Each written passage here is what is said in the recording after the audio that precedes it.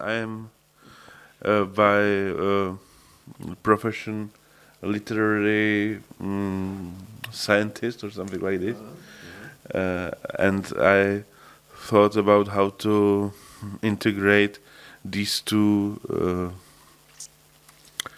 powers on a base of language, their language, and it also looked like that it's very difficult. Very different language, very different perspective. Yeah, I mean, we do try to use language. We try to redefine mental illness more as trauma, for instance, a reaction to trauma, so that there's an understanding that we're all healthy human beings, and that we're having reactions to unhealthy situations.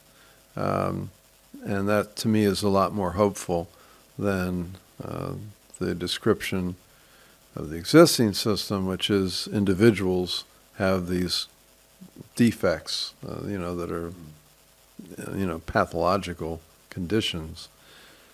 And I mean, after all, I don't want to idolize those of us that have been labeled, but my wife, who's outside the field and never was labeled, and she's met a whole lot of peers and advocates all over the world,